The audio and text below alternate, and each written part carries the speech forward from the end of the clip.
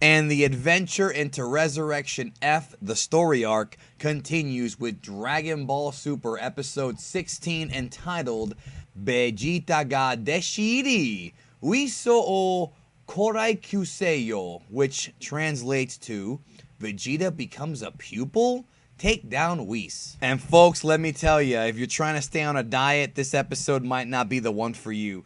Do not knock the animation on this show again. I mean, yeah, it's got some bad moments, but man, they know how to draw food. I'm watching this episode getting hungrier and hungrier. But no, this whole episode is basically comedy, but it's that good kind of Dragon Ball comedy. It's the Dragon Ball comedy that makes sense because it fits with the characters. And good comedy is comedy that's based on characters that we all grew up knowing and loving, and that's what we got here. Plus, this episode did succeed in moving the story along in a way that many of us were kind of curious about after watching Resurrection F and Battle of Gods. This episode is filling up the gaps nicely. So the first half of the episode, or the most of the first half, there was a whole like subplot slash gag with Krillin or Kuririn meeting with Goku, who fell asleep on a tractor, and he wants to know how he matches up against Goku now. He thinks about how back when they were kids, you know, when they were training with Master Roshi, they were both pretty even though Goku may have been a little bit stronger. Probably a lot stronger, but, you know, they had a good fight at the 22nd tournament. Nonetheless, Krillin sees that Goku's now fighting gods, and he's like, hey, how can I compete? You know, I want you to punch me right in my face. And Goku's like, are you sure? He's like, no, punch me right in the face. So Goku hits him, and Krillin flies halfway across the earth. By the way, Goku was in his base form when he hit him. And then Goku saves him, and then 18 is there being the good wife and taking care of Krillin's wounds, and Krillin survived the punch, though. He could have died. He survived the punch. He's a lot tougher than we thought. Fantastic comedy, especially if you're one of those that likes to make fun of the Krillin stuff. But, I mean, what do you expect? I mean, he's fighting against, you know, he's getting hit by a guy who's essentially got God power inside of him, so what do you expect? Then came the main plot of the episode, which was Vegeta and Whis. All comedy. Those of you who enjoyed Dragon Ball Super Episode 7 and Dragon Ball Super Episode 2 and who love Vegeta will get a kick out of this episode. Vegeta's, the side of Vegeta we're seeing in Super is so refreshing in that he's serious when he fights, especially when his wife gets slapped. But when he's not in there, he can just be so goofy, and it's so much fun. It's so awesome. I had so much fun watching this episode.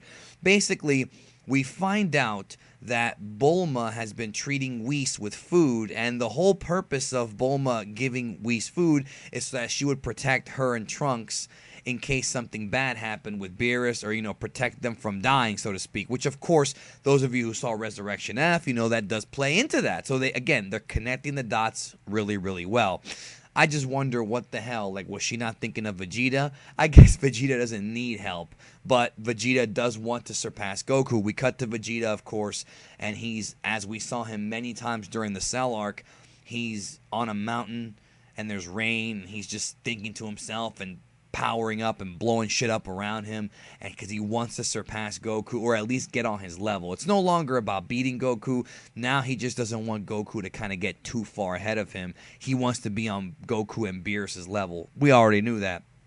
So Vegeta is shocked, of course, to find out that not only has his wife been taking care of Whis and established a relationship with him, but also I really love the fact that the bombshell is dropped that Whis is indeed Beerus' martial arts master. He doesn't actually say he's stronger than Beerus, but one can assume that he is. And of course, I mean, really, he is.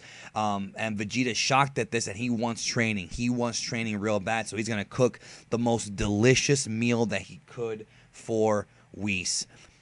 The big chunk of this episode is Vegeta cooking this meal, and then at the end, he gives it to Whis, and Whis absolutely loves it. And what is this amazing meal that convinced Whis to train him?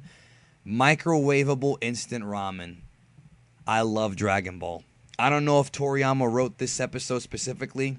And for those who don't know, Toriyama does not write the episodes. I've said this before. He sends them outlines.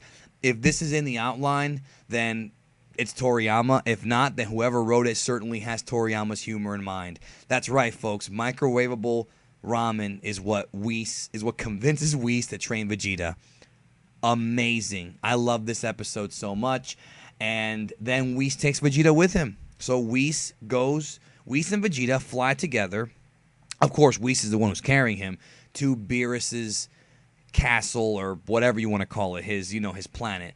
Another quick thing here, very interesting.